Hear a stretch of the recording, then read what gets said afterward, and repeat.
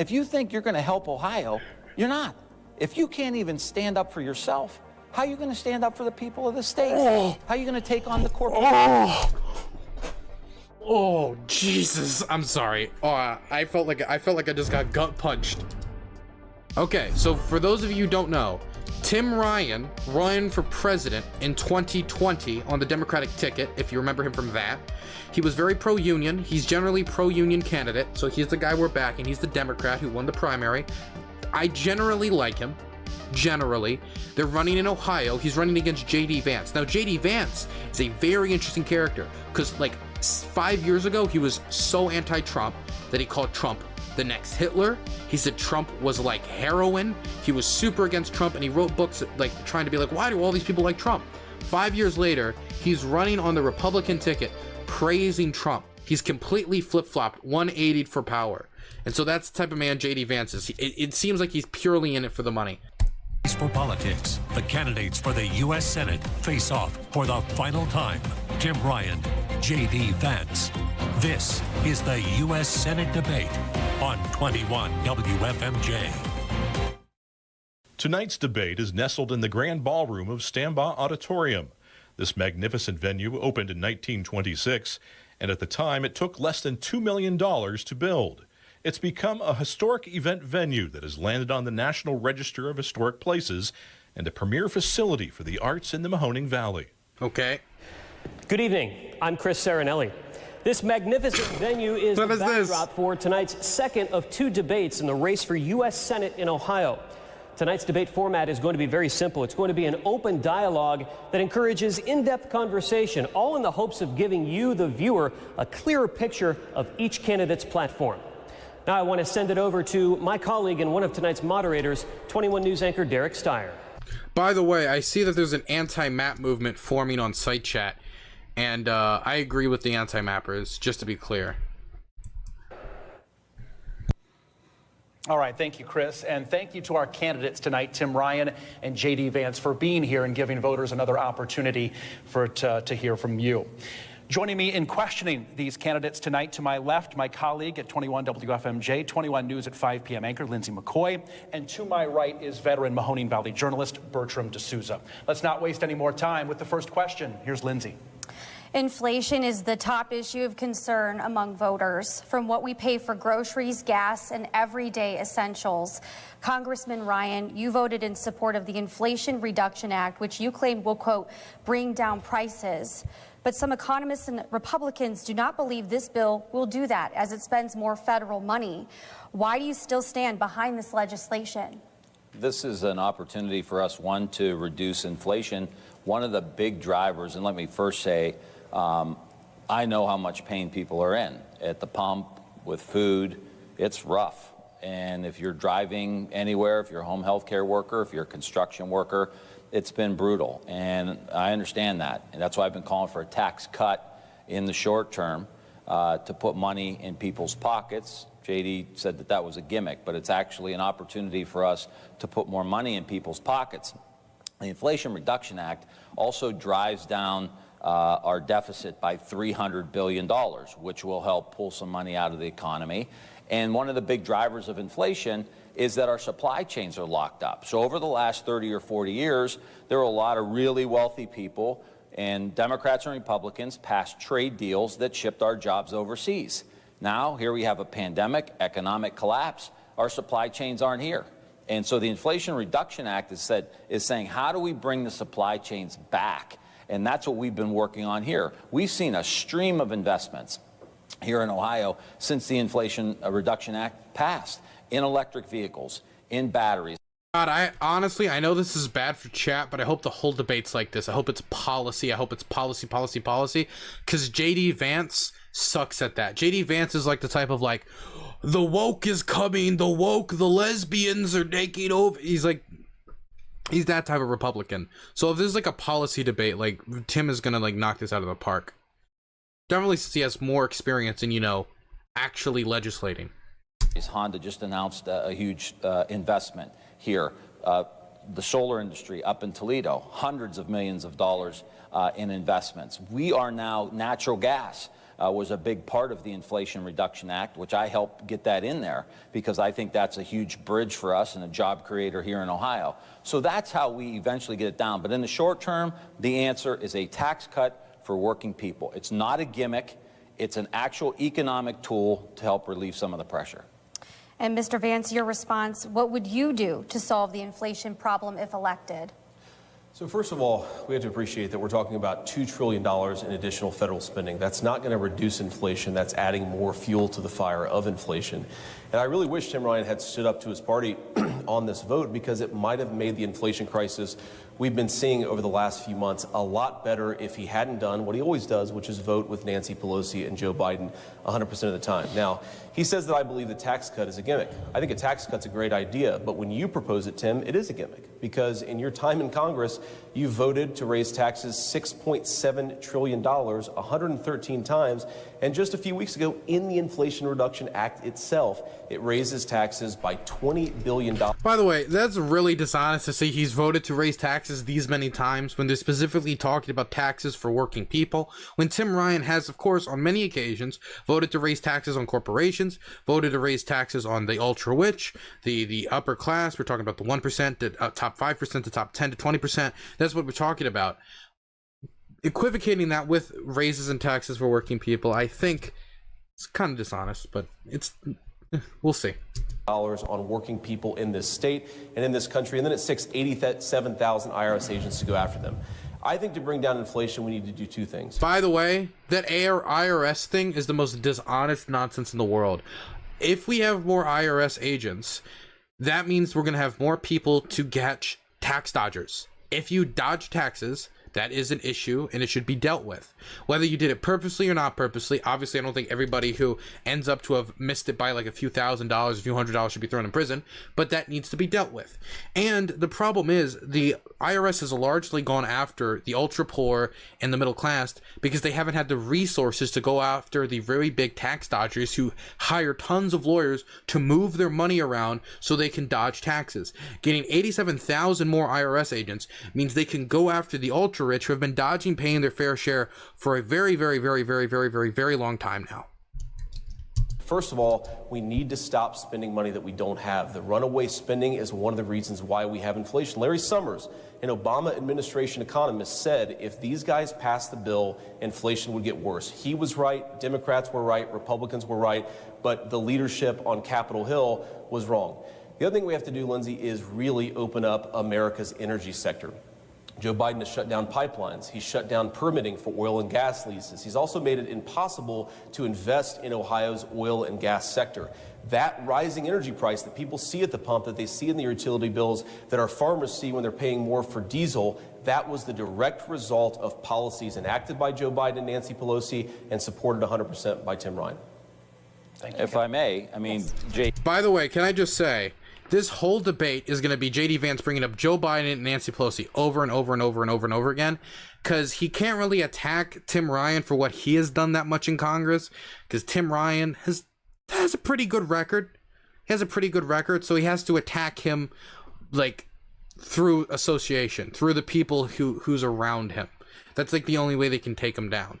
I mean, like if he's doing stuff that's negative with Joe Biden and Nancy Pelosi, you can talk about it. I guess like the route he's trying to go is going after Tim Ryan's tax record. But like what tax increase is he talking about that was unfair and shouldn't have been done? I would like to see that. Not to mention, right, if we're going to be doing this attacking through association through Joe Biden and Nancy Pelosi, I could just simply say that we had the biggest deficit increase in American history under Donald Trump. The guy who endorsed J.D. Vance and J.D. Vance is running off of the back of and is saying he will support him 100% of the way, right? He's a Donald Trump sycophant after calling him Hitler and a heroin for America. He's completely 180'd his position on Donald Trump because it was politically convenient and he could make a career out of it. So it's weird to see that attack of association when it comes to deficit spending and inflation when it was Donald Trump who created the largest deficit in American history. JD, you keep talking about Nancy Pelosi. If you want to run against Nancy Pelosi, move back to San Francisco and run against Nancy Pelosi. Run against me. I like the natural gas provisions in the Inflation Reduction. Oh my God.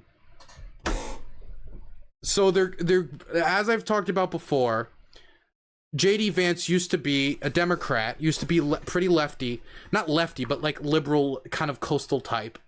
And then he flipped for political convenience. Him basically throwing shade like, I'm an Ohioan born and bred. You want to debate Nancy Pelosi, go back to California. Don't come to the land of Ohio. Oh my God, man. I need to call 911. We just witnessed a murder, my guy. Jeez, he just went in there like this. This is a nighttime operation. Oof. Act. I was the one who made sure we had all of the investments in electric vehicles in the Inflation Reduction Act. Do you not see what's happening out at Lordstown? We have 4 vehicles out there. A truck, 2 cars, and a tractor. We have a battery plant across the street that was $2.3 billion investment. This is the future for us, JD, and I know you're not here a lot, but what we've been working on in this community and in Ohio are the jobs of the future. And the inflation, we saw a stream of investments directly after the Inflation Reduction Act. Solar, gas, batteries, electric vehicles, Honda, Ford, big companies investing into communities like ours. Foxconn has 4 cars out there. I don't know how much clearer this could be, but this has been a good thing. If we don't do it, you know who's going to dominate these industries? China. And we can't have it. Damn. Look, let me just Damn, the China call out at the end. He can't jump on him on that.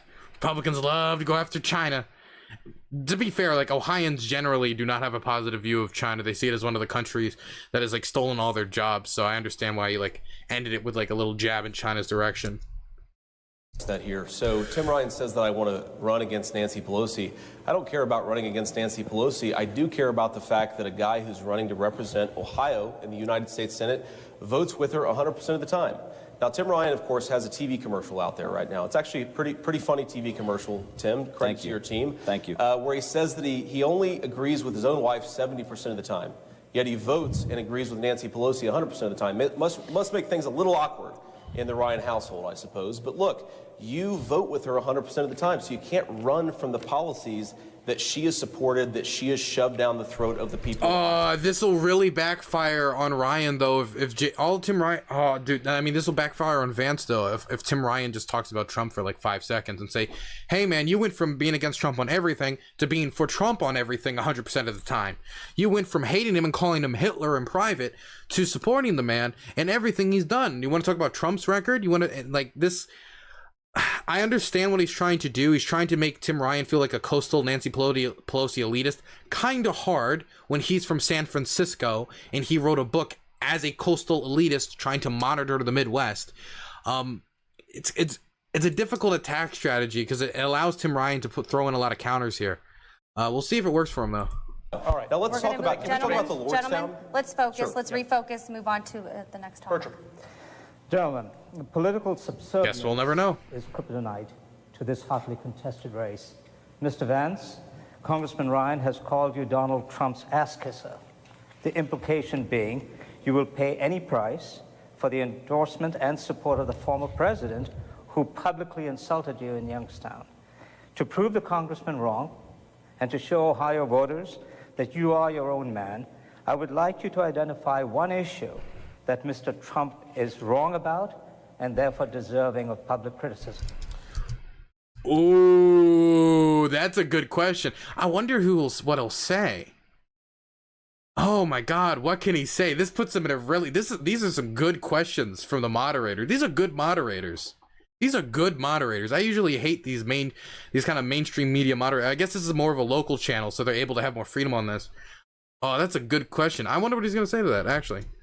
Well, look, I disagree with the president on a number of things. He's a friend of mine, of course, and I'm proud to have his endorsement. But look, the thing that was wrong about the Trump administration is they put a lot of people in the administration, a lot of bad personnel folks who actually advocated limitless, nonstop wars that would mean a lot of folks from Mahoning Valley. That isn't a criticism. Oh, he weaseled out of it. That isn't a criticism of Trump. That's a criticism of the people around Trump. He's not criticizing Trump or something that Trump believes. He's criticizing the people that Trump already hate and kicked out of his administration. This is the, oh, dude, this is a weasel answer. A lot of folks from where I grew up would have to go off and fight those wars. A guy like John Bolton, for example, should have never been national security. Trump hates Bolton. He's just choosing the people that Trump already hate. He's doing the balancing act to, again, continue to kiss Trump's ass. Tim Ryan was right. Advisor in the Trump administration. But let me address Tim Ryan's point and your question there. Donald Trump told a joke. He told a joke at a rally based on a false New York Times story, and Tim Ryan has decided to run his entire campaign on it. Now look, Tim Ryan is publicly out there on national television saying, I love Nancy Pelosi. By the way, the Trump's joke, if I remember correctly, was JD Vance used to hate me, but he loves me now. He loves me now. He was making a joke about his power and influence, which it was a joke, but that joke touched on the truth that JD Vance used to call Trump Hitler, used to say Trump was heroin for America, kind of a strong condemnation when you're talking about a state like Ohio, which has such a massive drug problem. And now he's completely turned into a Trump sycophant who can't, even still when asked, criticize any of Trump's policies. Will just criticize the people Trump already hates. So I mean, it touches on a truth. Trump was touching on the truth that you will do what's necessary to get his support. What was it, a few months ago, he went before a national audience and said that he has to suck up and kiss up to Chuck Schumer.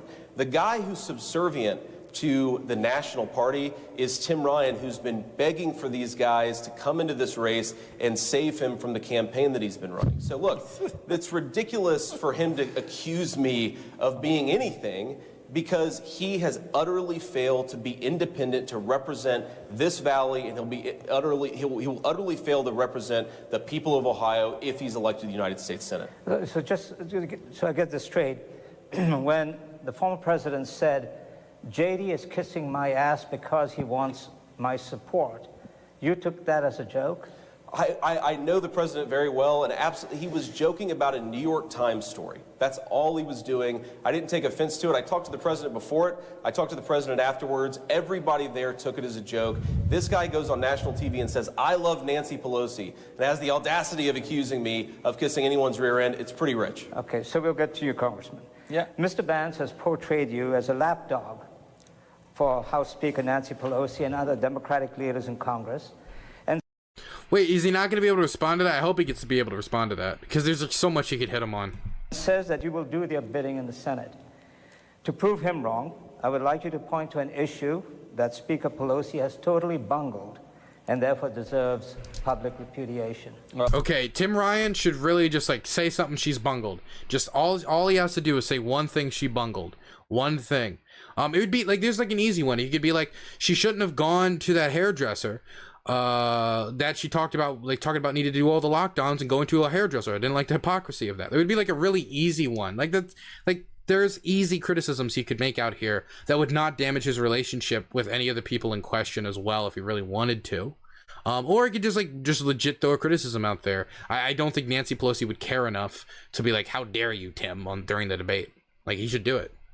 He should do what Tim Ryan wouldn't. Well, let me just first say that this is obviously a clip that JD is running to try to misrepresent people.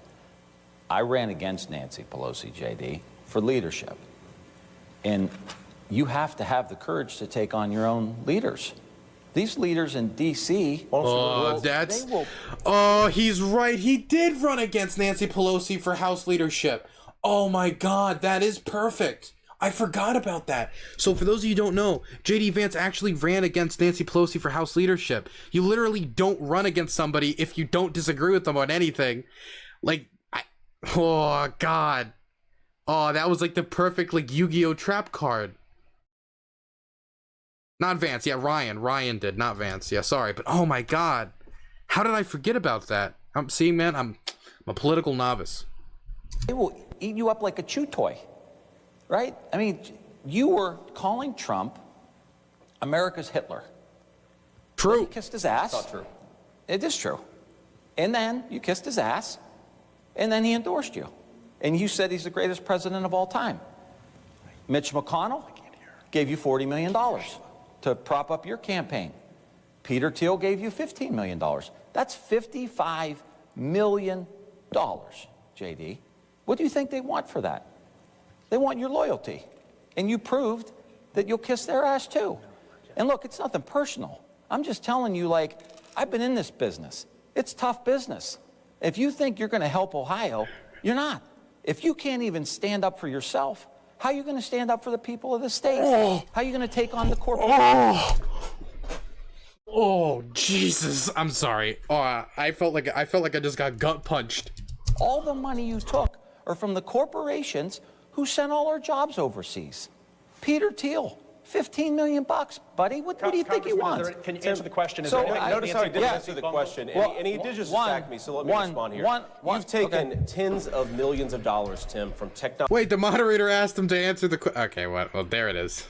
Technology companies, from out-of-state money. What percent of your donors have come from the state of Ohio? A very small share. His entire campaign is based on sucking up to the national Democratic establishment, and of course they support you. This is the truth about like big races like this that could decide the fate of the country, that ultimately outside forces will dump millions upon millions of dollars into it. And even though like Tim Ryan like put JD Vance on the back foot here, it is true that a very large section of Ryan's support, I'll just give you one example. I worked for a political PAC that's based in Maryland that endorsed Tim Ryan and wants him to win and has put out press release, does stuff to help Tim Ryan win. It's based in Maryland, not Ohio.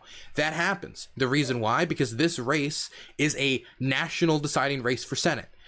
If Tim Ryan wins, then we can have 51 to 52 to 53 Democratic senators, depending on how the dice is rolled, right? So obviously a lot of out-of-state money is going to come in. So this is probably true for both of them. I don't know if the majority of Tim's money has come from in Ohio or outside of Ohio. I know it isn't true for Vance, but it is perfectly possible that the same is also true for Tim Ryan, because that's how these races work when they're on like a national scale. But Tim Ryan really gut punched JD Vance there. He really made him look weak. I don't know if JD Vance can do the same to him. Tim, because you support their policies 100%. Now here's what happened. He says he challenged Nancy Pelosi for leadership, but then he goes on national TV and says that he loves her. Is that the price of challenging Nancy Pelosi? Can I doing it for what, a few days before you failed, like you've done with everything that you've tried to get through for the people of Youngstown? Derek, let me just answer that. The quote. Can I be? That just didn't hit hard. There were so many people talking over each other. I didn't even understand what JD Vance said. Tim Ryan, I guess, just has a lot of this might literally just boil down to Tim Ryan has just much better like stage presence than JD Vance does. Of me saying I love Nancy Pelosi was right before I said I'm running against her. You know why? Because I don't have to hate anybody. I don't have to hate Republicans. I don't have to hate Nancy Pelosi or Joe Biden. I don't have to hate them. We need to move the political discourse in this country from hate and anger and division to love and compassion and forgiveness and some grace. And all I'm saying is, I don't have to hate her. JD Vance, not JD Vance, Tim Ryan has run a campaign generally, and they were actually talking about one of his ads. One of the ads Tim Ryan released leading up to this election was, hey, and he's with his wife, me and my wife, we don't always agree, sometimes we disagree on what we should have for dinner or certain like parental decisions, stuff like that. In fact, we probably only agree on things 70% of the time, but that's when compromise comes in. And you don't have to hate the people you disagree with. And he has to run that campaign because he's running in a district that's more red than blue, and he's running against a seat that's transferring from a Republican. So this is a seat that is red, and the polling data indicates that it's Tim Ryan fighting the uphill battle here, and he has for his whole campaign. He's done very well. The odds were against him setting out, and so this is the way he's like advertising himself to moderates and independents, and to maybe like the Liz Cheney type of Republican, is by having that type of advertising, so he can maybe try to drag them in more. So this is him trying to stay consistent with his campaign kind of marketing so far. I took her on. She was the top Democrat in the entire country, tough as nails. And I stood toe-to-toe with her in a room full of 220 of my colleagues, with her sitting in the audience, and I spoke my piece. Because when you're from the Valley, That's what you do. All right, and then you you shake failed. hands. Thank you, candidates. With her 100% Hey, of the let's move time. on to the If you want to stand up to tried your my own party, best. vote against Thank you, them. Mr. Once, Vance. just one time, Tim. Kissed his Mr. Vance, ass, thank you. JD. We're going to move on to our next topic, which is abortion. Congressman Ryan, you've said that you want to go back to Roe v. Wade, which allows abortion until a fetus becomes viable anywhere from 24 to 28 weeks. But if Republicans take control of both the House and the Senate after midterms, that doesn't seem likely. So what would you propose to protect a woman's right to choose? Well, I think at that point it would be stopping a national abortion ban. So Lindsey Graham, who is a major leader in the Republican Party in the Senate, has said he...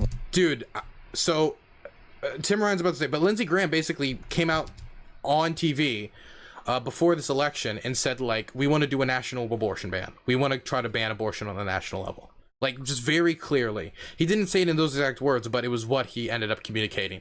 And, dude, when I say Mitch McConnell was angry, Mitch McConnell was angry in a press conference because he learned about it in a press conference, meaning that Lindsey Graham probably didn't even communicate it to him behind closed doors, and he knew immediately when he heard it. You could see it on his face. It's like, oh, this is gonna kill us in the midterms. Oh no, which it will, because the vast majority of Americans don't want an abortion ban. They just don't. I mean, we saw in Tennessee, I think it was Tennessee or it was Kansas or one of those, maybe Kentucky, 69% hard red plus 20 plus 30 Trump district plus Trump state, Kansas, it was Kansas.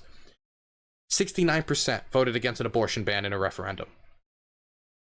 69% voted against it in Kansas. How are you going to get that on the federal level if you can't even get it in Kansas? It's not popular, man. It's not popular. It will only be done to serve a small subset of religious radicals in this country, religious extremists. That's what we should refer to them as, okay? There's religious extremists in the Middle East when you talk about ISIS, but sometimes we forget about it. There's religious extremists when it comes to the United States as well and how they want to control everybody's life. We look at Iran right now and the hijab rules. There's some people of a similar, I would say, dynamic when it comes to faith trying to implement that in the United States. And that's not popular with the vast majority of Americans. But certain Republican congressmen, like J.D. Vance, want to serve those people for their money, for their influence, for the power that they can give them, because they're a strong Republican voting bloc. They have a lot of influence in the Republican Party, especially when they can get people like Mike Pence into the vice presidency, which he was basically just like given the goblet of power by the evangelical community. We're talking about somebody who actively encouraged and supported electroshock therapy as a way to treat homosexuality. Wants a national abortion ban. And we've seen how difficult this has been here in Ohio. We see a couple stories every week where women are in difficult circumstances and Ohio healthcare workers won't take care of them. So they have to go to Illinois or they have to go to Indiana with a tragedy. Pregnancy through rape, a tragedy towards the end of a planned pregnancy. When you have a room, a crib, binkies, blankets, parties planned. It's tragic. And JD and his extreme crew, they want to have a national abortion ban. They're not happy with people having to go to Illinois. They want people to get a passport and have to go to Canada. Largest governmental overreach in the history of our lifetime. He called rape inconvenient. Like, this is not a guy who's ready to protect the rights of women. These are complicated circumstances. So if the Republicans control the House and the Senate, we won't be able to codify Roe v. Wade, which I think is the smart move us away from chaos and back to some stability. So I will spend all my time trying to fight a national abortion ban. Mr. Vance, in the previous debate, Tim Ryan is really, really good debater, man. He really stuck out in the 2020 field, considering the level he was known, which was basically a relative unknown on a national stage. I remember I was sitting in the front room of my family home with my grandmother, and she actually said, I like that Tim Ryan guy, because, you know, we always grew up in a very pro-union household. And that was immediately when I knew that that guy was standing out. The fact that she remembered his name and could point out him, not knowing him, knowing that she was going to vote for Joe Biden basically no matter what. I knew that he had some sort of an impact and that he can do well on the debate stage, if given the time to speak. You said in the case of the Ohio 10-year-old who was raped that she should have been allowed to have an abortion in the state of Ohio. We know that is one exception you support. Are there any others?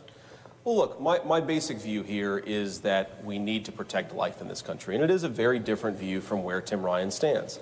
Now, in the particular case of that young girl, what I've said is she should be able to get an abortion in this state.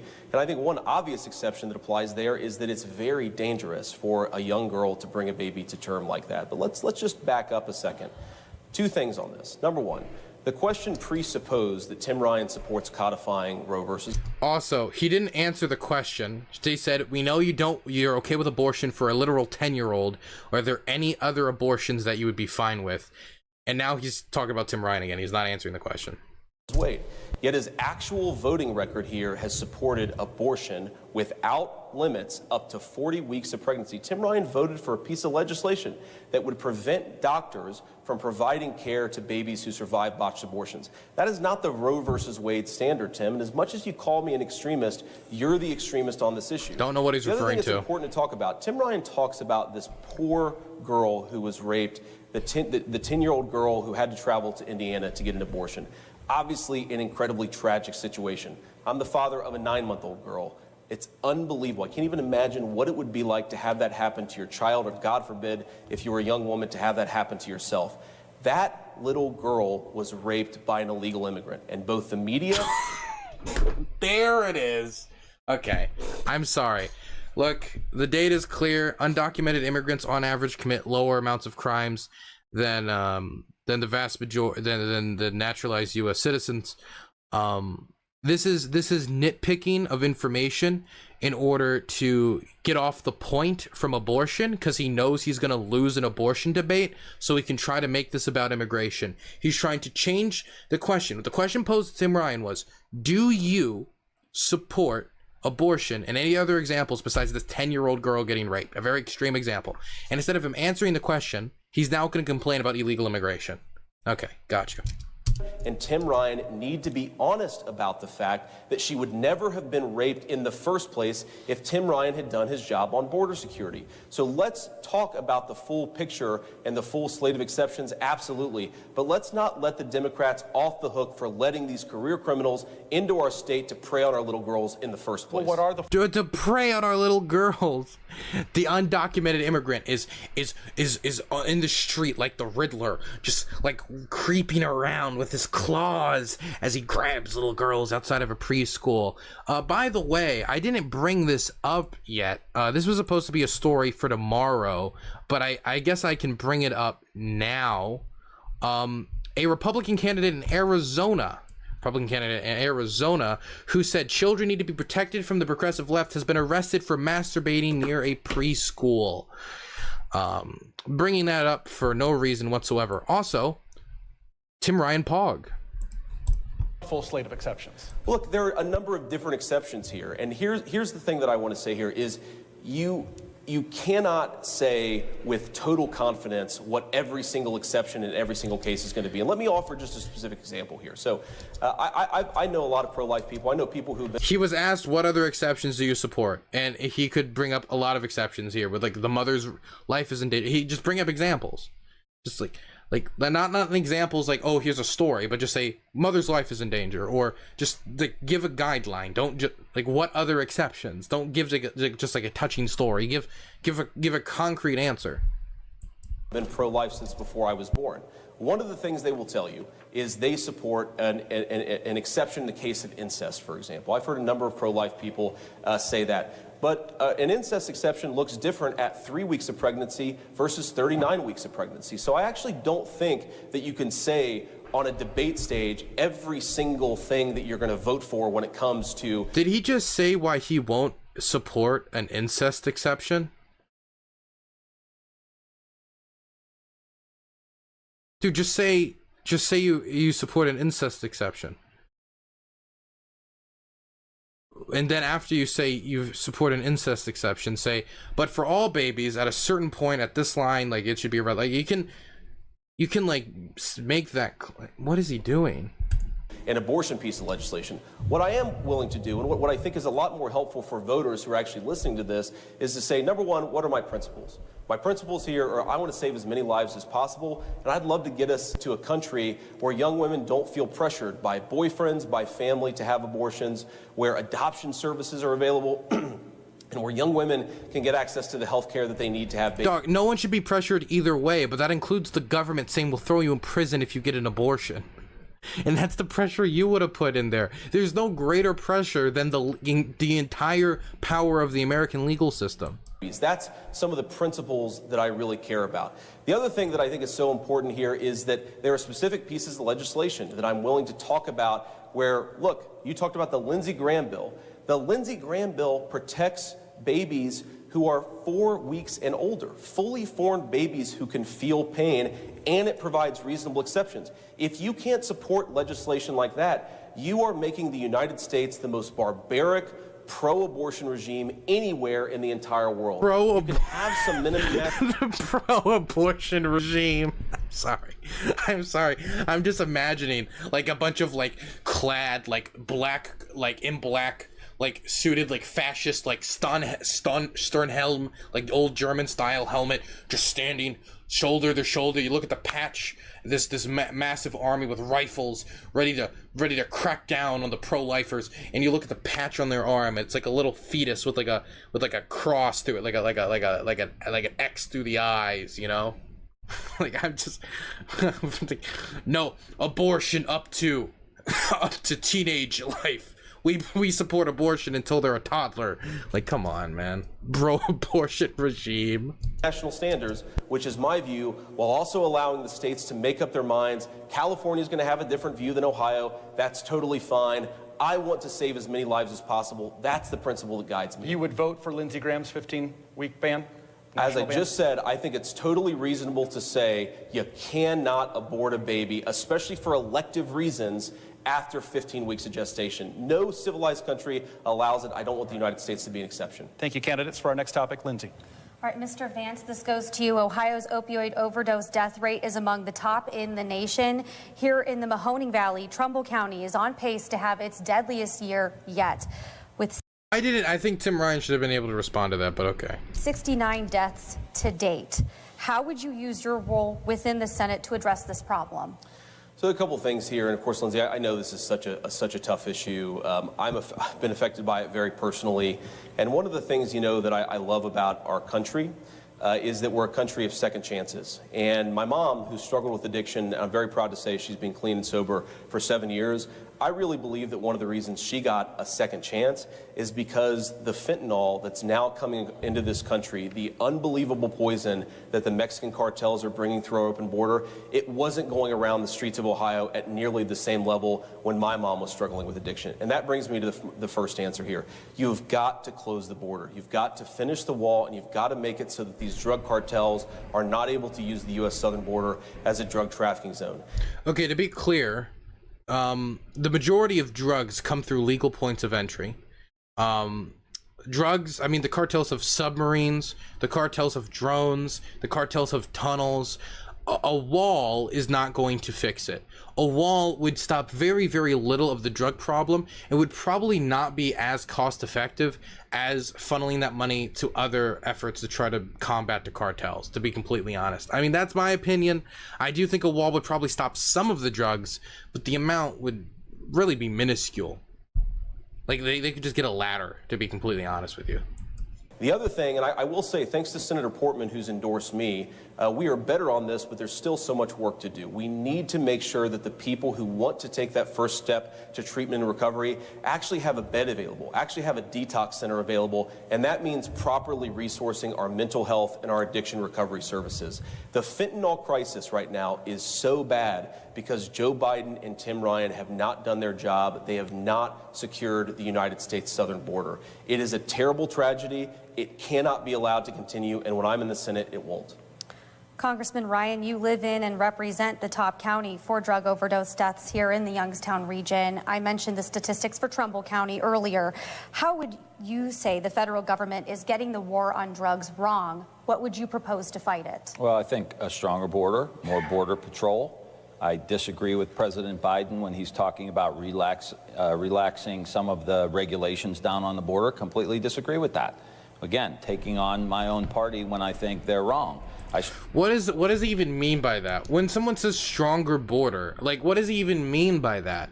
Like, it's such a vague statement. Like, does he believe in a wall? Does he believe in, like, what? Like, what does he believe in when he says we need to? I disagree with Biden on the border. To like what degree? To what degree? Like, where on Biden do you disagree with him? I understand, like, he's, you know, he needs to appeal to a district that's more red, but like, what is he just being specific on purpose to like just appeal to those people while making no commitments, so he doesn't actually have to do anything on it? Like, I just don't understand what he means by that. Started the Border Technology Caucus. How do we use? I guess, like, look, it's a debate. You're trying to get the random denominator of person to support you in an election. So you're gonna give, I guess, vaguish answers, or just like give general. You're not gonna get into specifics. But I mean, he could say like a bill or an act or a specific thing Biden does he disagreed with. He could say that. Like, he can be more specific than we need to be harder on the border. Like, I could say we should be harder on Russia. Like, in what ways? And then I would say afterwards, well, I think we need to get on the path of stopping all energy. We should stop buying any energy resources from Russia. We should be on the path to doing that. We need to sell longer range missiles to Ukraine. This is like the type of answers I would give. More air defense to Ukraine, more counter battery radar to Ukraine. We need to be more aggressive in trying to get China and India to sign on to the price cap on Russian natural gas and oil being exported. We need, like, this is the type of stuff I would say. But I don't know.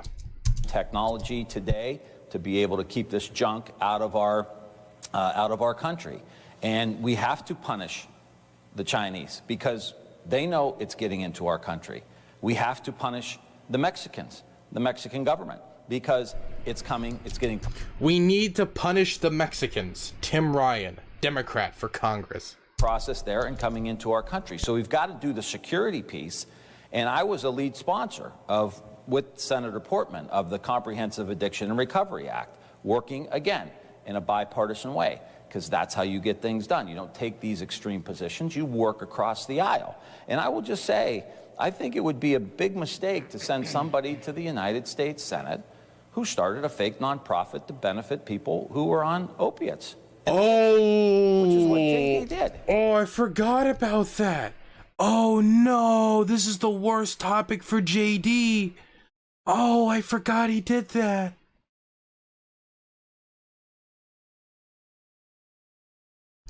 He started a nonprofit and didn't spend one nickel to help anybody. He did a poll for himself, which we still haven't seen the poll, so we don't know exactly what's in it. And he hired a spokesperson from Purdue Pharma. Purdue Pharma was the big pharma entity that were pushing all these pills. Killed 1 million people through opiates. All the pill mills in southern Ohio, all the pill mills in Ohio and other states, they were pushing it, and he hired somebody from there. And then this didn't end. Like, we've been talking about this all summer long. As recently as Saturday, JD was doing a fundraiser with a guy who was raising him money, was one of the top 10 pill pushers, doctors, in the entire country. And he just canceled it. You know why? Because the press broke the story, and he got caught with his hand in the cookie jar. That's not the kind of person we want in the United States Senate representing these families. I have a resolution to designate fentanyl as a weapon of mass destruction. Okay. That last thing is a little. that last one is a little virtue signaling, but everything up to that last point is a little. It was good. At that last point, I mean, I think the Mexican, I think, reel that in, buddy. But he was doing really good. And then weapons of mass destruction. Could you imagine it's like, finally, we have the justification to invade Mexico. We'll find the real WMDs. So that we can have a whole of government approach in keeping this junk out of our communities. I also supported money for local governments. In the rescue package, I was one of the biggest advocates. Gotta say, if you do fentanyl, could you imagine being like, what you doing, buddy? Weapons of mass destruction, baby. Like, gotta say, hard line. The kits for us putting money, state and local money, so that local communities and cops and law enforcement can get funded so that we can catch this stuff on the ground when it does come in. It's got to be a comprehensive plan, designate it as weapons of mass destruction, and don't put somebody in the Senate who started a sham nonprofit to try to benefit from this whole thing. Let me address this. So Tim Ryan has run commercials falsely accusing my nonprofit of me taking money out of it and it not helping people. It did help people when I put $80,000 of my own money, Tim. But you know what? Those commercials are paid for by pharmaceutical blood money, because Tim Ryan received tens of thousands of dollars from the very companies that have profited off of this epidemic. And that's exactly how he's able to fund the lies that he's been putting on TV against me. But let me address a bigger issue here. So what Tim Ryan said about dealing with border security actually sounds okay, but it goes to the heart of why Tim Ryan has been a failed leader and would be a failed senator. You cannot honestly pretend to be a defender of border security when you have voted for amnesty multiple times in the Congress. You cannot pretend to be a defender of border security when you have voted against border wall funding multiple times. You know, members of Congress get to take somebody... Again, man, like the border wall thing is not, like, the border wall issue is not going to stop illegal immigration. The border wall isn't. It's going to do very minimal impact on illegal border crossings for a tremendous amount of money. It just, if you really cared about border security, like if I was actually trying to like have like the Trumpian state for the border, it wouldn't even be a border wall. I would be paying more for like patrols and stuff like that. Stuff that could actually have a tangible impact, whatever. But whatever. More security at points of entry, more sniffing dogs, more stuff like that. Higher security, cameras, stuff like that. To the State of the Union address. And a few years ago, Tim Ryan took somebody to the State of the Union address, not somebody affected by the opioid problem, not a steel worker who lost his job because Tim Ryan didn't do his. He took an illegal alien. His entire 20 years in Congress, he has been anti-border security, and now we're paying the consequences for it. And my simple argument to Tim Ryan, or to especially people in the Mahoning Valley, is if you don't do your job, you don't deserve a promotion. Do your job on border security, Tim, then come and ask the people of Ohio for promotion to the U.S. Senate. Can I just have a comment there? Real quick. I'm not going to take any guff from you, JD, on this issue. This guy has invested into dozens of companies that use foreign workers. This is why JD Vance, with all due respect, is a fraud. It's like not true. It's also very relevant to the opioid problem. He wants you to think that he's really tough on immigration, real tough. But on the other side of that, he's actually making money and investing in the companies that hire foreign workers. My little Italian grandmother had a saying for this when she met somebody like J.D. Vance. Due facce. You have two faces, one for the camera and one for your business dealings. Thank you. What does he mean? Wait, when he says foreign workers, does he mean he's hiring somebody like working in Mexico? Does he mean like immigrants who've come to America? Does he mean like what is he? He needs to be more specific than like foreign workers. Like then he Italian posts at the end, showing truly that Tim Ryan is a POC candidate. Let me address this, because this is a new. We need to move on, Mr. Vance. Let me just 15 seconds. 15 seconds. We need to move on. Truth. Imagine being the median voter who isn't going to vote for Tim Ryan until he heard, oh, Italian? Tim Ryan colors it in. You've chosen your vote now. So here's the thing. He just accused me of hiring foreign workers. The implication, of course, is that I've hired illegal aliens.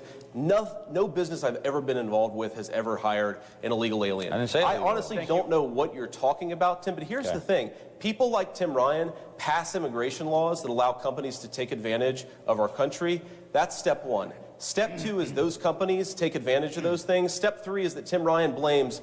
Don't know why he's talking about foreign workers. This is a weird attack from Tim Ryan. I mean... I don't understand it. Me and not himself for passing those laws in the first place doesn't make any sense, Tim. If you would like a change to our visa system, vote for a change. Don't vote in lockstep with your party. Thank you, Mr. Vance. Bertram. Okay. This is for both of you and deals with the threat to American democracy. The January 6th House Select Committee held its last public hearing Thursday and voted unanimously to subpoena former President Donald Trump and documents he might have.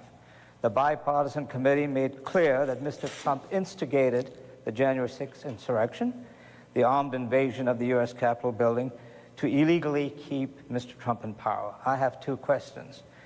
Do you believe that Mr. Trump should honor the subpoena and publicly answer questions under oath from the committee? And two, secondly, in light of all of the evidence and testimony accumulated by the committee, was the January 6th insurrection an attack on American democracy, or were the hundreds of insurrectionists just tourists visiting the Capitol, as Republican Congressman Andrew Clyde of Georgia contended? Congressman Ryan, you go first. I think that President Trump should be afforded all of the rights that every other American citizen is afforded. He should respond to the subpoena.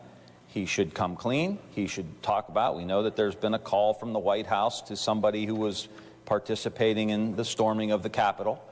We should know all this, and if he has nothing to hide, he should come clean, and we should figure out what's going on.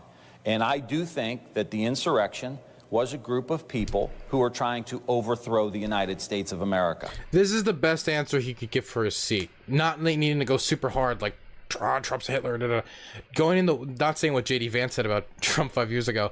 This is probably the smartest approach you could take.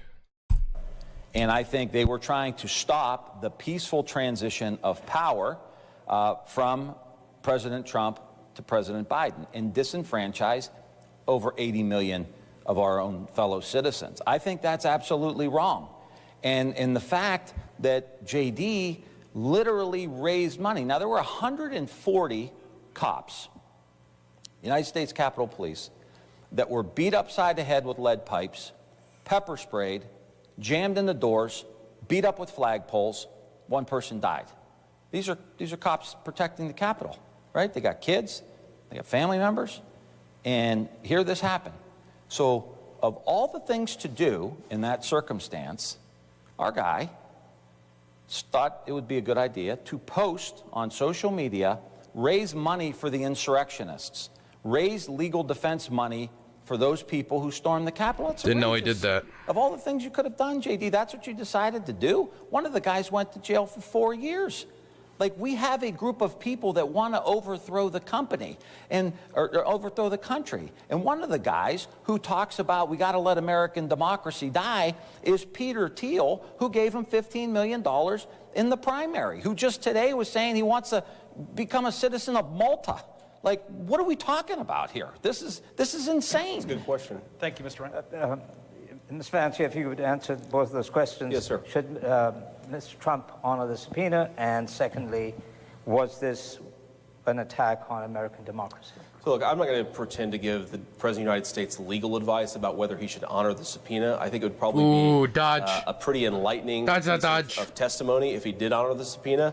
But look, the January 6th committee has shown from the very beginning that it's not interested in the truth, that it's interested in a political hit job. And it goes back to 4 years ago, the obsession with the idea that Donald Trump somehow had the election stolen by the Russians. There's been a nonstop political effort to not honor the election of 2016. And I think that's just as much of a threat to democracy as the violence on January the 6th. Now, January the 6th, I've condemned the violence repeatedly. And Tim talks about absolutely some brave law enforcement officers who did their job and kept the Capitol safe. Of course, the Fraternal Order of Police has endorsed me because you have stabbed the police of this district and of this entire state in the back many, many times. That's why they've endorsed me.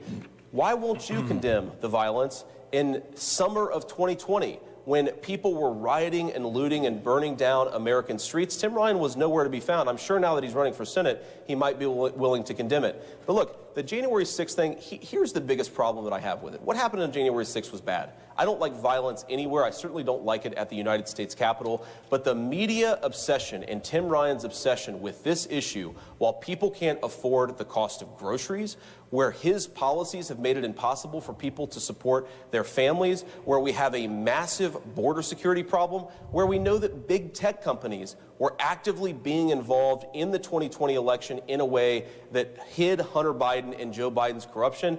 We can talk and think about a lot of different issues, and I think you guys are doing the bingo in chat with which topics are going to be brought up. Hunter Biden, you can now fill it out.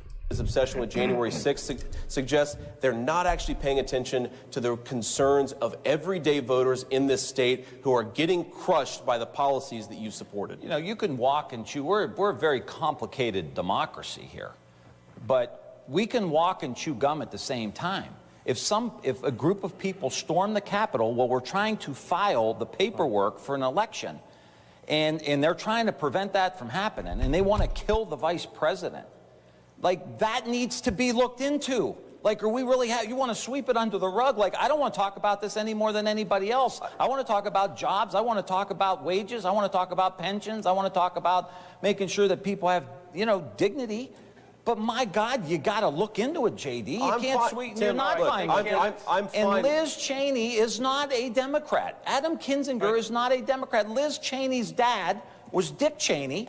Thank you, Congressman. Who was Vice President of the United States under George W. Bush as a Republican. This is a bipartisan effort. Thank you, Congressman. We want to move on to the topic of gun control now. Mr. Vance, as recently as 2018, you supported some gun reform measures, including red flag laws that are aimed at taking guns from people likely to use them in violent crimes, such as domestic abusers. But your position has shifted, and you said that you would not vote for a bipartisan piece of legislation that included those laws. You've called them gun grabs. Instead, you're more focused on real solutions. What measures or real solutions would you support to reduce gun violence and mass shootings? And would they include any restrictions on gun ownership for anyone? Well, we have to be clear about what we mean by red flag laws, okay? So that's the big issue here. So, look, we have multiple examples just in the last couple of years, terribly tragic situations where a convicted felon has... Red flag laws are like the most basic of gun control measures. If you don't support red flag laws, it's hard to imagine any type of gun control you would actually end up supporting. Red flag laws is one of the most obvious, I think, measures we should implement. It takes guns out of the hands of crazed psychos. I think that's the most basic of policy we could implement for gun control. So yeah, I think this, like, being against red flag laws shows pretty consistently, like, who is willing to have reform when it comes to gun control and who isn't willing to have reform when it comes to gun control. I think it's kind of a good base level. Passed a background check, got a firearm, and killed a lot of innocent people. That's obviously totally unacceptable. I'm a big pro-Second Amendment guy. I know a lot of people who really stridently defend the Second Amendment. None of them think that convicted felons who've been afforded their due process rights should be able to buy firearms and then kill a small number of people, okay? But here's the thing. Two issues. One, the reason why we have skyrocketing gun violence in this country is because Tim Ryan and a lot of Democrats decided to declare war on America's police. That's why from young... Where was the declaration of war? Wait, what do you mean they declared war on the police? Come on, dude. There has been... Okay, can I be for real? Violent crime has been on a steady decrease in the United States for a very long time, and I'm tired of pretending for the mainstream media, and this is actually a problem with mainstream media. I'm tired of people pretending it isn't. Violent crime has been going down for years. Can we talk about this for a second? This is one of my biggest issues in politics, is how the media will present things in a very hyperbolic way to get people terrified. Violent crime graph. Let's look at the graph of violent crime. Is there any, like, graphs that we could look at for, like, recent years? Is this it? This is Statistica. Let's look at a better one. Let's look at a more recent one. Here's from 1995 to 2014. Fucking Andrew Ryan blog. 1995 to 2014. Then we've got like every single graph here, it's a general downward trend. There's like been a recent spike, and that spike has been mostly due to COVID. You can see it. Like, the worst you could say about American crime rates is violent crime rates is it's been going down generally, and this is not even showing what it was before, and then it's spiked during COVID. That's like the worst you could say, meaning that it's either the worst case scenario is that violent crime is stagnant, not that violent crime is skyrocketing. The skyrocketed due to the economic effects of COVID, but that isn't due to a war against police. That's due for a once in a lifetime event, COVID. Town to Cleveland to Columbus to Cincinnati, we have really, really high rates of gun violence. We didn't have it 2 years ago, we didn't have it 5 years ago, and nothing changed in the gun laws. So we need to get back to common sense law enforcement policies. The second thing is here, we need to fix the system that's broken as opposed to layering a bunch of additional regulations on top of it. The thing that I don't like is when you create a new background check system with new sets of regulations that go after law-abiding citizens. When we know the current system is broken, why don't we fix the current system instead of going and creating an entirely new system altogether? Congressman Ryan, you've said that you support the Second Amendment, but with that right comes the responsibility to keep guns out of the hands of criminals. What specific limitations on gun ownership do you support, and what would you see as going too far in limiting gun ownership? Yeah, here we are in Ohio. One of the great days, at least once a year, we try to get out and do some hunting with our oldest Mason. And Mason is a much better shot than I am, and he would probably gladly admit that publicly. But it's one of the great days, where you go up, you watch some football on Sunday, you get up early, you go out hunting on Monday. We have to preserve that culture here in Ohio. It's really important for us to do that. But you can't watch the school shootings, you can't watch the level of violence that we have here and not think we need background checks, right? We need to close the gun show loophole. We need to make sure that these weapons of war are not readily available. Like what happened in the one community where an 18-year-old, just a few days after his 18th birthday, he's able to stumble into a gun shop and get a semi-automatic rifle and 1,600 rounds of ammunition. If we train a soldier and they go out, they get 300 rounds. This is not right. And kids are scared to go to school. They're climbing under their desks. We see the crime in the cities. How do all these people get these unlawful guns?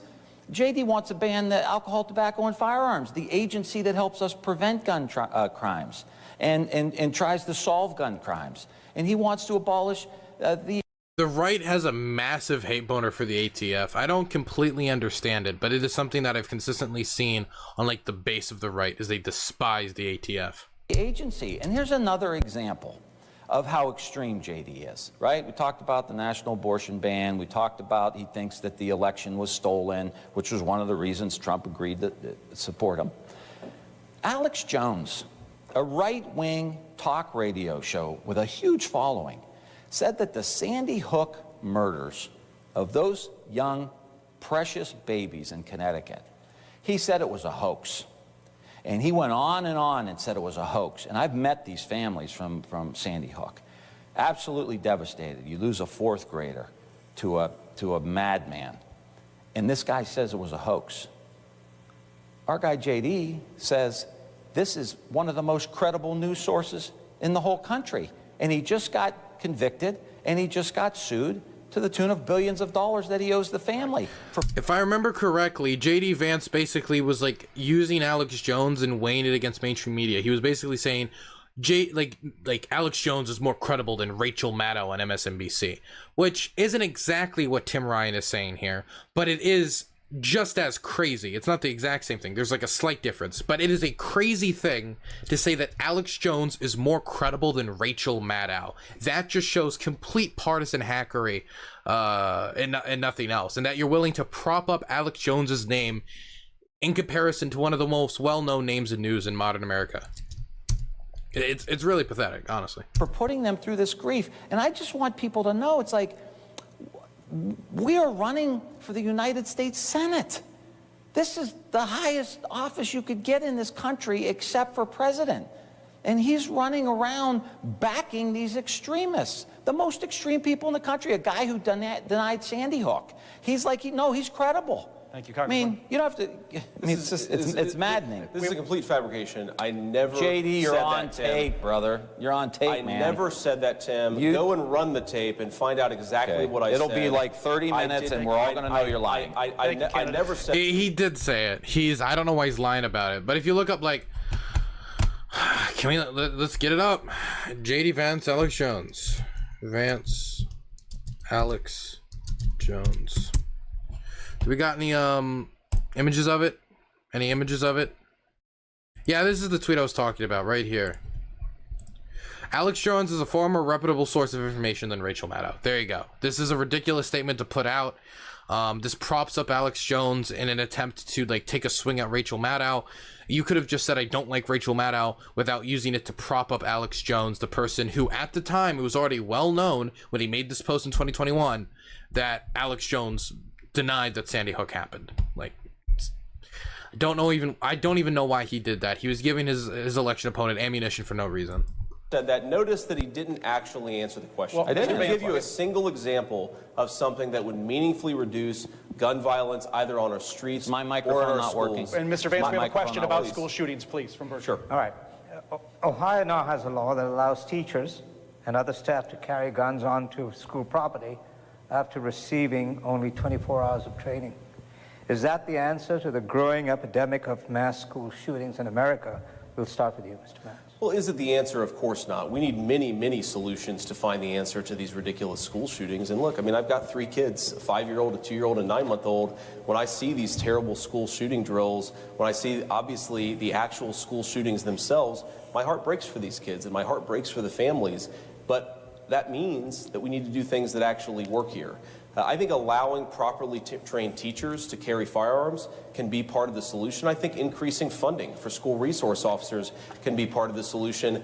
I think a very, very important part of the solution of reducing crime, both in our schools and in our streets, is making sure, and it sounds crazy common sense, but making sure that we lock up violent criminals. And here's the thing about Tim Ryan. Tim Ryan, when he was running for president, of course, he was a different guy 2 years ago when he was running for president. He supported ending cash bail.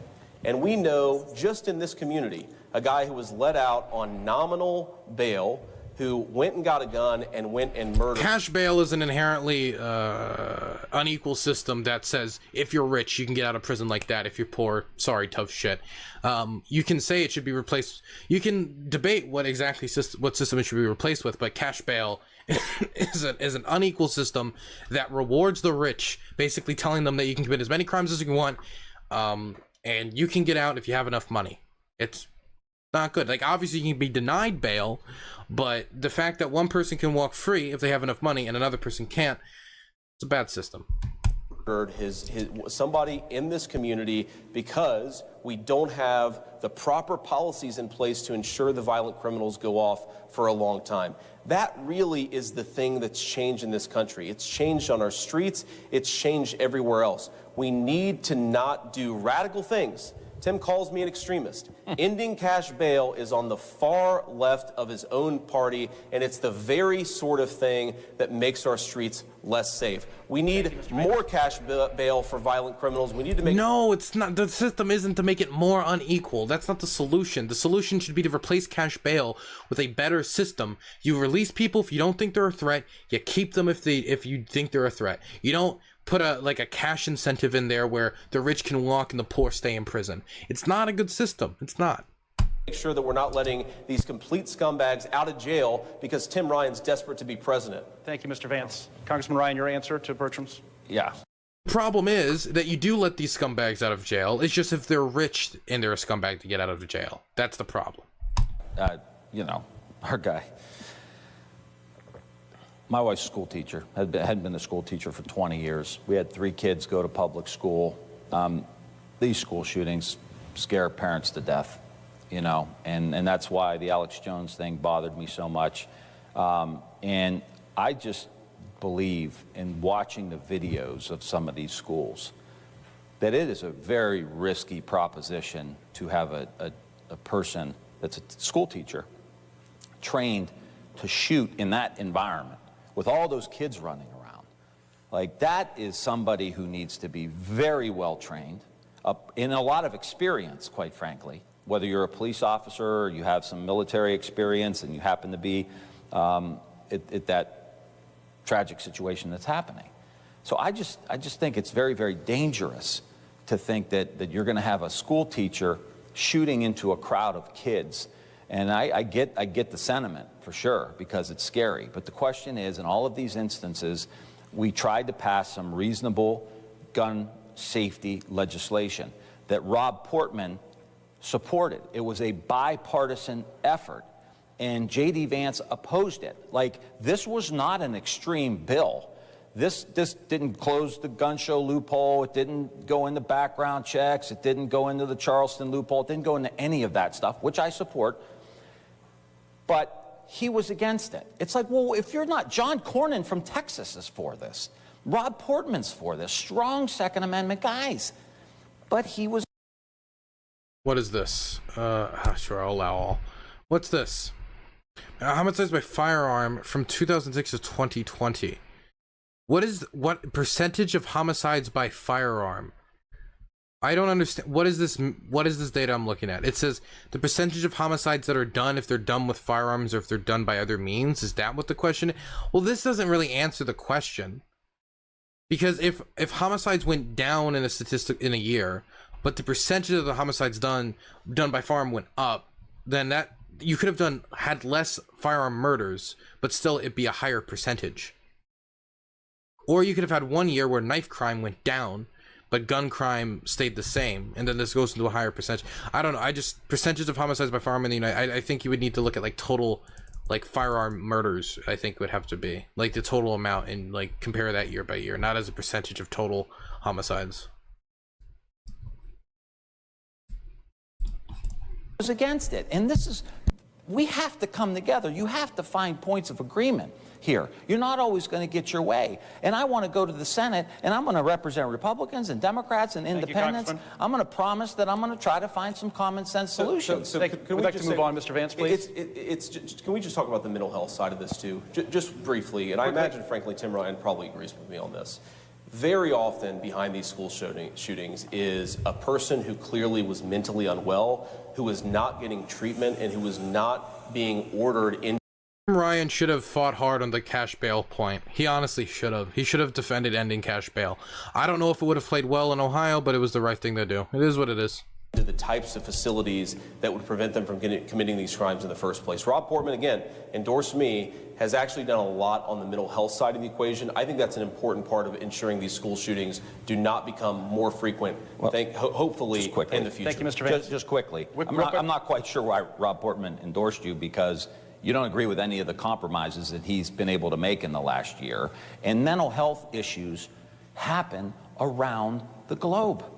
This is the only country where we have these kind of things happening.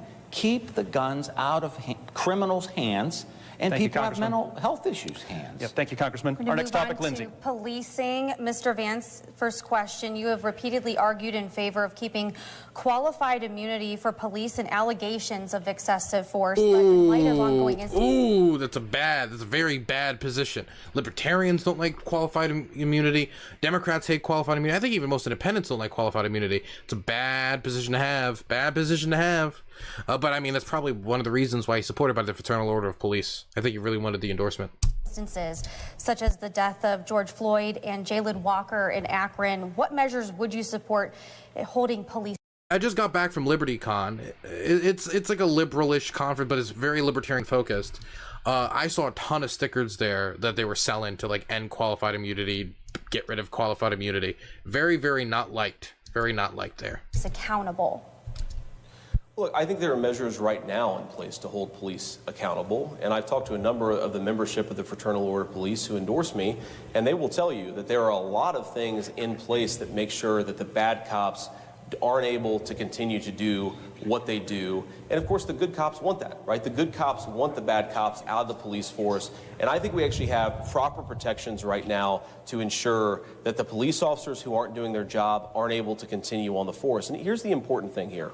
Because of what happened 2 years ago, and because of the summer of rioting and looting that cost tens of billions of dollars of damage, and of course 26 people, a lot of them police officers, lost their lives, the effort that Tim Ryan supported to strip the police of qualified immunity is why we have the violent crime on our streets right now.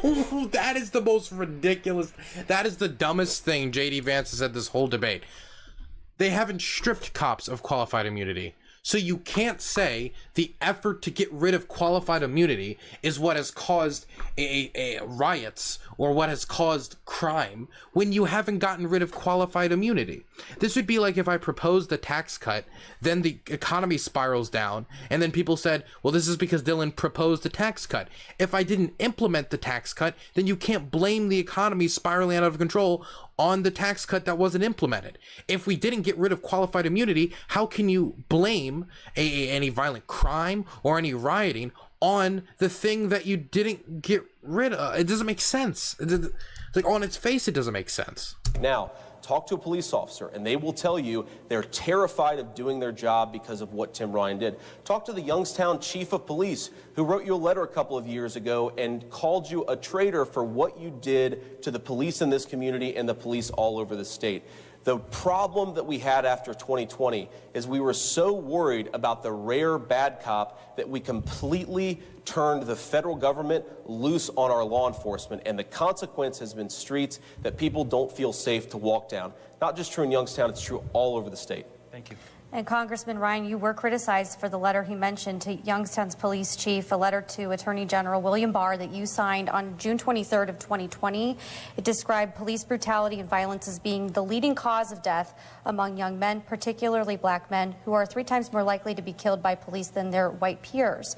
Do you believe law enforcement protocols need to be redefined in America? I think we need a national discussion. This is clearly a problem. We do have police officers. Oh, he should go harder on this, because I understand he's trying to seem moderate on this issue to appeal to independents. But after getting lashed like that by JD, this just makes him kind of look weak if he's going to have this tone for his whole answer. He has to pick it up. Don't like their job anymore. We have people who don't want to go into law enforcement, and that is a real problem. We need more cops, we need better paid cops, and we have to get rid of the bad cops. We also have to understand that there's a complicated relationship between the law enforcement and primarily the black community, which means we've got to have a national discussion about this, because there are bad cops that do bad things.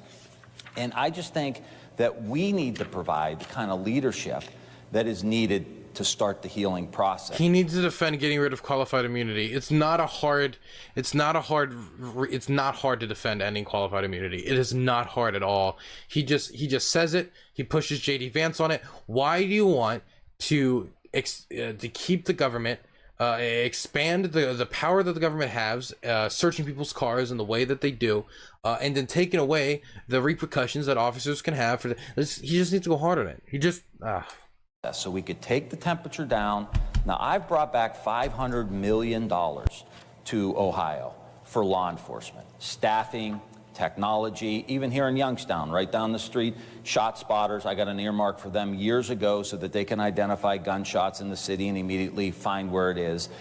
Those are the kind of investments that we need to make. I also, again, put money into the rescue package to make sure that local governments and state governments have money for law enforcement. Governor DeWine is going around the state passing out that federal money, which I agree with, but it's federal money. And I also have a bill, and this is what I hope is the model moving forward. I have a bill that is a police immersion training bill that has the support of both the FOP and the NAACP. I want to be someone who tries to solve problems. I don't want to keep fighting for another 10 years about criminal justice reform or immigration or any of these polarizing issues. I want us to come together as Americans and have some common sense solutions. And so I will use my position in the Senate to sit down with both the NAACP, the Urban League, and the FOP and say, how can we start working this out? How can we start building trust again? Not someone who wants to throw jet fuel on these fires. This is a consistent theme of this debate, and should have defended ending qualified immunity. Should have done it. He believes in reasonable solutions. Should have done it. Tim, what were you doing on those reasonable solutions in your 20 years in Washington, D.C.? What were you doing at the moment that the lawless people were attacking our police officers? You were joining in and making our streets less safe. The critical issue here is that Tim Ryan keeps on saying he's reasonable, keeps saying he's moderate. Wait, that made it sound like Tim Ryan was rioting. That made it sound like Tim Ryan was like lighting Molotovs and throwing it into police precincts, yelling "ACAB!" Like you joined in. I just oh my god, that image of Tim Ryan like stomping on like a police car with a balaclava on is very powerful. Keeps saying that he believes in things that 90% of Ohio believes, but when he gets to Washington, he votes exactly the opposite way. I went to Yankee Kitchen for dinner about 2 hours ago. So many people came up to me, some of them Democrats, and you know what they said, Tim? They said, Tim Ryan has been in office for 20 years, and he hasn't done his damn job. That's a direct quote from a union steel worker who you represent. If you were half as good of a legislator as you pretend to be, Youngstown wouldn't have lost 50,000 jobs, and those steel workers would not be coming up to me telling me you failed them. Thank you, Mr. Vance. We need to move on. Bertram? All right. Immigration remains one of the most intractable and Should have let Tim respond to that. For the nation. An idea that's igniting the passions of some Americans is called the Great Replacement Theory. The theory says whites are in danger of being replaced by non-whites as a majority if the flow of non-white immigrants isn't stopped. Mr. Vance, you have warned of an immigrant invasion, according to a wire story from last May. Who are these invaders, and how are they coming into this country? Well, the primarily way they're coming into the country is through Tim Ryan and Joe Biden's wide open southern border to the tune of about 2.5 million people. And of course, it's not just the people, it's the fentanyl, it's the sex trafficking, it's all the other things that they're bringing right along with them. But look, the Democrats are, not Democratic voters and Democratic people, but the Democratic leadership, the people he answers to in Washington, D.C., they're very explicit about that. They say that they want more and more immigration because if that happens, they'll ensure that Republicans are never able to win another national election. It's not about whites or non-whites. I mean, there are white immigrants and non-white immigrants to this country who have enriched this country in an incredible way. I'm married to one. I'm married to the daughter of South Asian immigrants, and my life really has been unbelievably blessed and enriched because she decided to say yes when I asked her to marry me. But she came in, or I should say her family came in legally. They followed the laws of this country. And the thing that I worry about with all of this illegal immigration is that if you want to start a relationship with this country, we're all common citizens. We're all in a great big American family. We look after each other. Whether you came 1 generation ago or whether you came 10 generations ago, we're all part of the same family. But your introduction to this country should not be breaking its laws. You should come in through the proper channels. And again, every time he's got an opportunity, he's going to talk about how he disagrees with his party on border security. Go ahead, Tim, but you vote for the amnesty, you vote against the border wall funding. That's what you do, and it's going to destroy this country unless we get it under control. Thank you. Congressman, what is your opinion of the Great Replacement Theory? I think it's nonsense. I think it is grounded in some of the most racially divisive writings in the history of the world. And this is who he's running around with, talking about replacement theory. There's no big grand conspiracy. This is a country who's been enriched by immigrants from all quarters of the world. There's no, in the problem. It's shameful for you to accuse me of that, given my family, Tim. It's shameful for you to accuse me of that. My turn, pal. My turn. Oh, buddy, your turn. My turn. What you said, I'm your guy, right? This great replacement theory. It's shameful. It's shameful. I married an Asian. You can't call me racist. I married an Asian person. I'm not racist. Was the motivator for the shooting in Buffalo. Yes. Where that shooter had all these great replacement theory writings that J.D. Vance agrees with.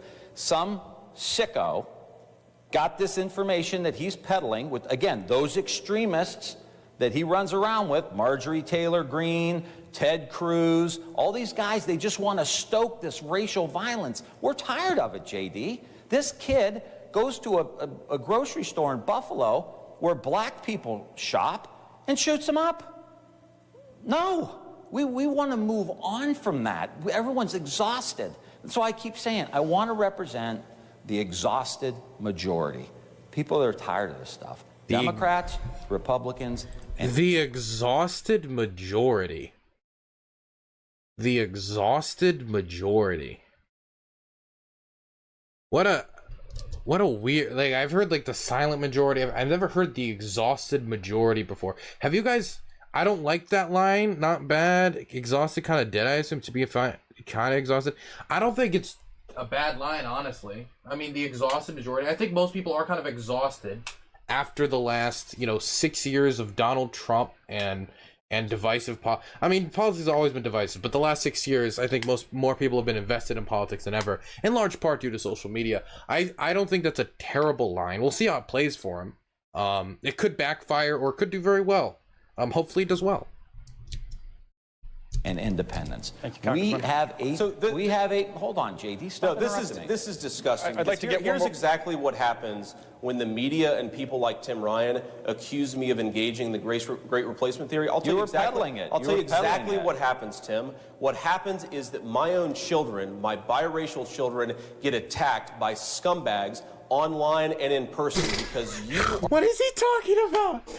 When you criticize me, Tim, my children get attacked. Okay, reel it in. Are so desperate for political power that you'll accuse me, the father of 3 beautiful biracial babies, of engaging in racism. We are sick of it. You can believe in a border without being a racist. You can believe in the country without being a racist. And this just shows how desperate this guy is for political power. I know you've been in office for 20 years, Tim, and I know it's a sweet gig, but you're so desperate not to have a real job that you'll slander me and slander my family. It's disgraceful. Thank you, Mr. Vance. Hold on, Derek. Real quick, I think we got to get one more question in. I think I struck a nerve with this guy. You absolutely struck a nerve. It's shame. Normal people, Tim Ryan, when you insult their families, you didn't insult your family, you pussy. Oh my god. I don't know if this plays well, but I think saying you insulted my family because he called out the theory that you peddled, it kind of makes you look like I'm gonna be honest, it makes you kind of look like a bitch. I'm sorry. I don't think it's gonna play well. I think that he kind of looks like a pussy right now who can't take criticism. I don't think just bringing up your biracial kids and saying I have biracial kids, I have an Asian wife, so I can't ever be racist or peddle racism. And by you criticizing my political beliefs and opinions and the stuff I've peddled, you are insulting my children. You kind of look like a pussy. I didn't talk about you. I would never talk about your family, JD. I wasn't raised that way. I would never talk about your family. So don't try to spin this because you don't want to talk about the fact that you're with the extremists, and that belief, which is grounded, going back decades, led to some crazy dude getting a gun and going to a black grocery store. It's disgusting, and I've never endorsed it. It's disgusting. You talk about it, and you're running around. You're running around with Marjorie Taylor Greene. To believe in a border, Tim Ryan thinks that you endorse the great replacement theory. It's unbelievable. This is what you do. You join Nancy Pelosi and Chuck Schumer. There it is, Nancy Pelosi again. Own people racist for daring to believe in a border in their own country. This is the game that he plays. All right, thank you. Feel better, JD. Let's refocus. We're going to get to the end of the program. Thank you very much, candidates. It is now time for our closing statements. I hope you feel better. We're out of time. Mr. Vance, we'll start with you. You have 2 minutes. Great. Well, first of all, thank you guys for watching us. I know the Guardians or the Indians or whatever we're calling them these days are playing Game 5 of the ALDS, and we're rooting for them, and I appreciate you guys spending an hour with us and caring enough about this country to invest in this race, to invest your time. My simple argument is this, that Tim Ryan's had his chance. He's been in office for 20 years. He's passed 5 pieces of legislation. 3 of those pieces of legislation were in renaming post offices in the Youngstown area. Whenever I'm up here in the Mahoning Valley, I'm constantly approached by people who tell me that Tim Ryan has failed them and Tim Ryan has failed to do his job. I think it's really simple here. We need to go in a different direction in this country, and I make a few commitments to you about what you and your family deserve. Number 1, I think your family deserves to go to the grocery store and not have it break the bank, not have it ruin your bank account because you want to buy a nice meal for your kids to have on a Friday night. Number 2, I think you deserve a country with a border. And I think you deserve leadership who don't call you racist for thinking that you should deserve a country with a border. I believe that you should be able to walk down your streets in safety. I believe you should be able to take your children downtown for dinner without being mugged or without being carjacked. I believe in Ohio's energy sector, and a guy who thinks that we should ban gas-powered cars, as Bernie Sanders and Tim Ryan argued just a couple of years ago, doesn't deserve to represent this great state, and most importantly, doesn't deserve to represent its people. My argument here is I want you to have a better life. And I think you're not going to get a better life from federal leadership until we take this country in a different direction. Joe Biden has had his chance. Did the policies work? Nancy Pelosi had her chance. Did the policies work? Tim Ryan's had his chance for 20 years, and I think we need to take this country and this state in a different direction. But to get there, to do anything worth doing, I need your help and I need your support, and I'd be honored to have it. God bless you guys and have a good night. Thank you very much, Mr. Vance. Congressman Ryan, 2 minutes. We see a lot of important things happen on TV that are culturally related. And people ask me all the time, why do you talk about jobs all the time? What'd you say? And I said, let me tell you about my grandfather. My grandfather was a steel worker in Niles, Ohio for 40 years. He worked 40 days. Hey, my grandfather was a steel worker too. Wowzers, guess I'm voting for JD Vance. My grandfather was a steel worker in Ohio, actually. 40 hours a week, 5 days a week. And he was able, because he had a good job, he was able to give back. He was the lead usher at 1045 Mass at Our Lady of Mount Carmel Church. He ran the beer tent at the summer festival because he had a good job. And he was able to give back and participate in the civic life of our community. Because he had a good job, he said, you always got to vote for the school levies, you got to vote for the police and fire levies, you got to vote for the library levies, mental health levies, because that's what helps build a strong community, right? That's why we've got to get these good paying jobs back at Altima, the electric vehicles, the 2 natural gas power plants, $1 billion a piece. All of the stuff that we've been doing downtown in Youngstown and more. These communities were boarded up 20 years ago. We've worked hard, Democrats, Republicans, independents, to bring economic development back here. And it's a shame that someone running for Senate wants to come to Youngstown and trash all the hard work that we've done together over the last 20 years. And we've got to do the kind of things that my grandfather did, give back, serve, but it starts with a good paying job, rebuilding the great American middle class, getting rid of these bad trade deals, cutting taxes for workers, making sure we dominate the industries of the future, manufacturing of cars and trucks and electric vehicles. This is a really good closer. I really like this closer. And tractors and batteries, going all in on natural gas so that we can make sure we reduce costs for manufacturers here. We've got a bright future. I've been here my whole life. I never left. I didn't abandon this place and go for greener pastures in San Francisco and then come back and want to parachute in with $55 million of out-of-state money from the biggest corporations in the entire country who wants to ship the jobs overseas. I'm here. I'm going to stay here. I'd appreciate your vote. Go to timforoh.com, chip in a few bucks, because we're getting our money from the people. And I will be your senator when I get there. All right. Thank you, Congressman Ryan. And Mr. Vance, Mother Nature must have wanted to see this debate. The game has been delayed. It hasn't started yet. So thank you very much for coming up. We appreciate it. That concludes tonight's. Okay, guys. Well, who do you think won? I'm actually interested in what you guys think. So say what you guys think, and then I'll say what I think. Okay?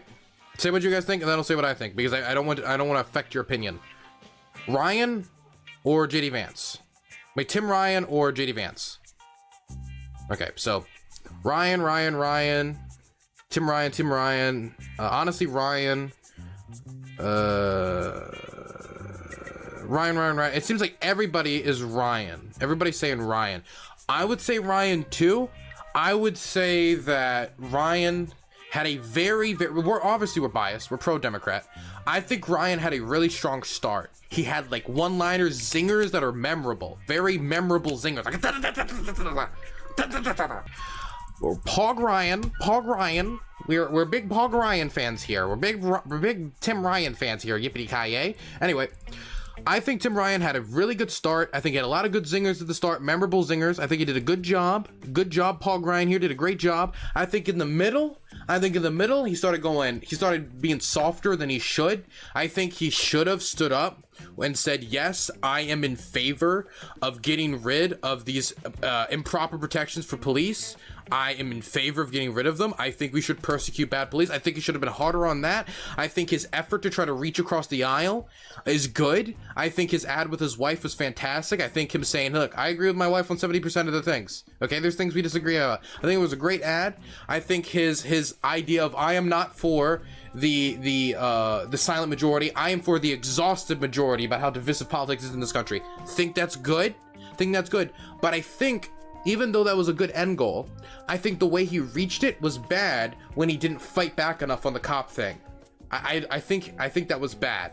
And I think a few times he should have been more aggressive and he should have had better counters. And I think he maybe should have also answered the Nancy Pelosi question, not only with him saying, hey, I ran against Pelosi, which I think was a great line, didn't expect it. I think that was phenomenal. I think he also should have taken out a card, and here is one issue I disagree with Pelosi on. I think it would have been good, because it would have showed how honest he was in answering the question in comparison to Tim Ryan.